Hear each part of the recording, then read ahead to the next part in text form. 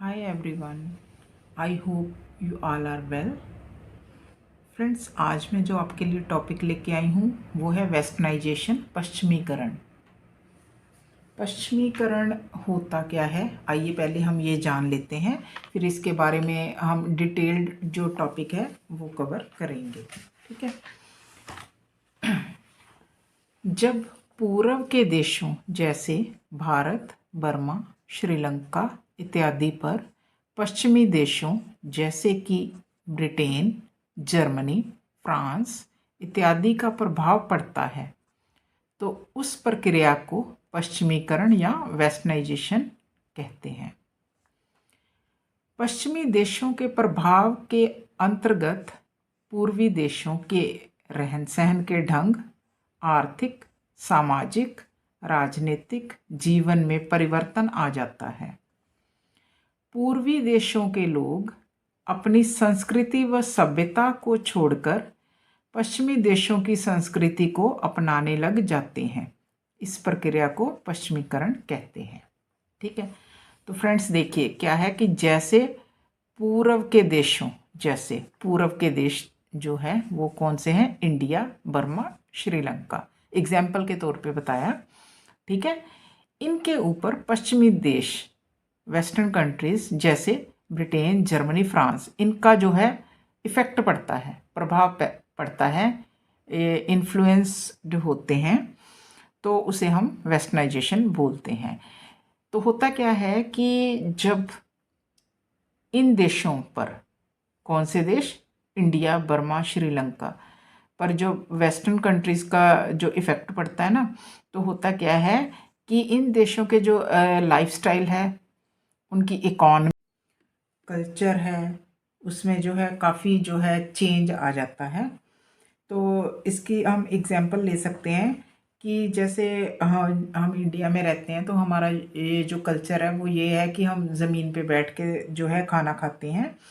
तो लेकिन ये है कि हम जो वेस्टर्नाइजेशन आने की वजह से या उसके प्रभाव होने की वजह से क्या है कि हम डाइनिंग टेबल पे बैठ के जो है चम्मच के साथ प्लेटों में जो है अच्छी तरीके से खाना खाने लगे। पहले हम जो केले के पत्तल होते थे उसको यूज़ करते थे खाना खाने के लिए। तो ये हमारा इंडियन कल्चर है। लेकिन क्या है कि अब हम वेस्टर्न कल्चर की वजह से जो है इसमें काफ़ी चेंजेस आ गए हैं। ठीक है। तो जो ये जो वेस्टर्नाइजेशन है ये एक जो है कॉम्प्लेक्स प्रोसेस है। क्यों? क्योंकि किसी भी संस्कृति के आदर्श विचार जो हैं इनको बड़े ही ईज़िली नहीं हम अडॉप्ट कर सकते। ठीक है ना? तो इसके लिए बहुत सा टाइम चाहिए, बहुत लंबा टाइम चाहिए।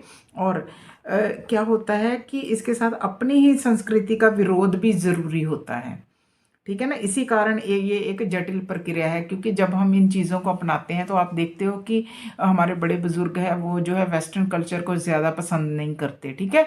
तो उनका विरोध करते हैं। तो इसलिए हम ये कह सकते हैं कि westernisation is a complex process. पश्चिमीकरण एक जटिल प्रक्रिया है। ठीक है। नेक्स्ट है, the process of westernisation is the culture brought by British. ठीक है। अंग्रेज़ों द्वारा लाई गई संस्कृति, पश्चिमीकरण की प्रक्रिया जो है वो अंग्रेज़ों द्वारा लाई गई संस्कृति है। क्योंकि अंग्रेज़ों ने लगभग 200 साल जो है इंडिया के ऊपर जो है अपना राज किया, और उन्होंने अपना कल्चर जो है वो उसका इफ़ेक्ट ज़रूर डाला है इंडिया के ऊपर। तो इससे क्या हो गया कि इंडिया में जो है हर एक चीज़ पे इसका इफ़ेक्ट पड़ा, एजुकेशन के ऊपर पड़ा, हमारे कल्चर एंड सिविलाइजेशन के ऊपर पड़ा, हमारे political level, economy, science and technology के ऊपर पड़ा। फॉर एग्जांपल इंडिया में जो एजुकेशन थी पहले टाइम में वो रिलीजन बेस्ड थी। ठीक है ना? रिलीजियस एजुकेशन दी जाती थी, धार्मिक शिक्षा देते थे। लेकिन और शिक्षा भी जो थी मदरसे या मठ या मंदिरों में दी जाती थी। तो लेकिन ये है कि अंग्रेज़ों ने इसका सारा सिस्टम चेंज कर दिया। इन्होंने स्कूल खोले, कॉलेजेस खोले, इंडिया में यूनिवर्सिटीज़ खोली, प्रॉपर क्लासरूम जो है प्रोवाइड करवाए। तो जो एजुकेशन का बेस था ना वो साइंस के ऊपर आधारित हो गया था। ठीक है ना? जैसे पहले जो एजुकेशन थी वो रिलीजन के ऊपर थी, लेकिन अब जो एजुकेशन है वो कह सकते हैं कि हम साइंस एंड टेक्नोलॉजी के ऊपर बेस्ड होने लगी। ठीक है, तो इस प्रकार से अंग्रेज़ों ने जो है इंडिया में काफ़ी चेंज लेके आए वो। तो उन्होंने स्कूलों में जो है इक्वालिटी, इक्वल एजुकेशन का सिद्धांत चलाया कि चाहे ही है शी है, कोई फ़र्क नहीं करना, सभी को जो है पढ़ने का अधिकार है, चाहे वो किसी भी कास्ट का व्यक्ति है। क्योंकि पहले टाइम पे क्या होता था कि एजुकेशन के अगर हम फील्ड की बात करें तो सिर्फ जो है अपर कास्ट ब्राह्मण है उन्हीं को जो है एजुकेशन का अधिकार था, लेकिन उनमें भी लेडीज़ को नहीं, जेंट्स को था। ठीक है, तो अंग्रेज़ों ने जो है इसमें परिवर्तन किया, उन्होंने सभी के लिए जो है एजुकेशन का प्रावधान किया। तो बेशक इसके पीछे जो है उनका खुद का भी कुछ मोटिव था कि चलो उनको जो है सस्ते में जो है इंडियन क्लर्क मिल सकते हैं, जॉब पे के ऊपर जो है कर्मचारी मिल सकते हैं। लेकिन इंडिया का ये फ़ायदा हो गया कि जो एजुकेशन है वो सभी को जो है सेम मिलने लगी, और इसमें जो है लैंगिक भेदभाव ख़त्म हो गया। तो ये सारी नीतियाँ जो है अंग्रेज़ों ने चलाई, और इसीलिए ये कह सकते हैं कि process of westernisation is the culture brought by British. पश्चिमीकरण की प्रक्रिया अंग्रेज़ों द्वारा लाई गई संस्कृति है जिसका बेनिफिट आज हम ले रहे हैं। क्योंकि अगर वही पहले वाली एजुकेशन होती तो आई थिंक लेडीज़ और गर्ल्स तो बहुत कम पढ़ी लिखी होती ना। नेक्स्ट है, थर्ड है, it is an conscious and unconscious process, चेतन तथा अवचेतन प्रक्रिया।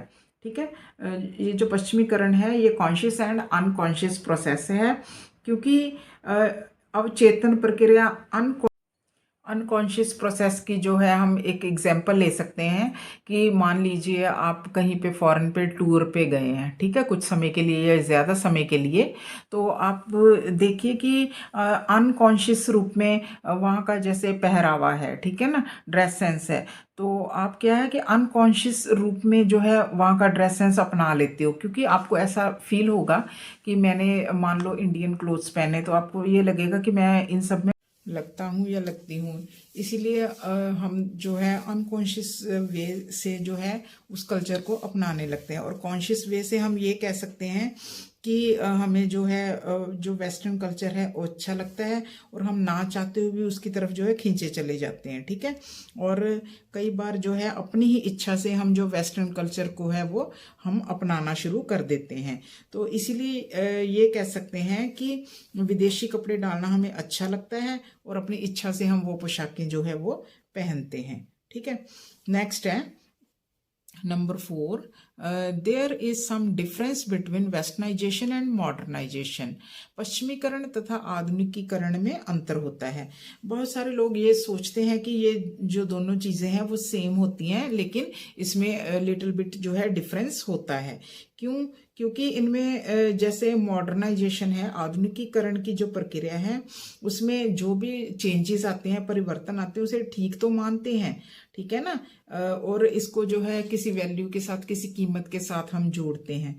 पर जो पश्चिमीकरण है, वेस्टर्नाइजेशन है, उससे जो चेंज आते हैं उससे हम ये नहीं कह सकते वो ठीक है या गलत है। ठीक है, ये एक कीमत रहित प्रक्रिया है, क्योंकि इसमें जो वेस्टर्न कल्चर है उसे हम ये तो नहीं कह सकते ना कि वो सही है या गलत है। क्यों? क्योंकि वो उनके कल्चर के अकॉर्डिंग है सारा कुछ ना। तो इसीलिए ये कह सकते हैं हम कि पश्चिमीकरण और आधुनिकीकरण में थोड़ा सा डिफरेंस होता है। ठीक है, इसका 5th पॉइंट है, westernisation is a complex and many layered concept. पश्चिमीकरण जो है एक जटिल तथा बहुस्तरीय धारणा है। ठीक है, तो इसमें क्या है कि इसका जो पश्चिमीकरण है ना, इसका प्रभाव जो है हमारे लाइफ के हर एक फील्ड में पड़ा है, हर एक जो है क्षेत्र में है। तो इसी वजह से ये कह सकते हैं कि चाहे हमारा जो पूरा सोशल स्ट्रक्चर है वो इससे प्रभावित होता है, और यहाँ तक कि हमारे नॉर्म्स वैल्यूज़ हैं, हमारे थॉट्स हैं, कल्चर है, सिविलाइजेशन है, रिलीजन है, हमारे नॉर्म्स वैल्यूज़ हैं, सभी में जो है चेंज आता है। According to M.N. श्रीनिवास, उन्होंने ये कहा है कि हमारे जो खाना खाने के जो तरीके हैं वो भी चेंज हो गए हैं, क्योंकि हमारा इंडियन कल्चर तो ज़मीन पे बैठ के जो है खाना खाना होता है ना, लेकिन क्या है कि हम जो है अब कुर्सी टेबल के ऊपर स्टील के बर्तनों में जो है खाना खाने लगते हैं, छुरी कांटे इस्तेमाल करते हैं। इस तरीके से जीवन के हर पक्ष में जो है परिवर्तन आया है। इसलिए पश्चिमीकरण एक जटिल और बहु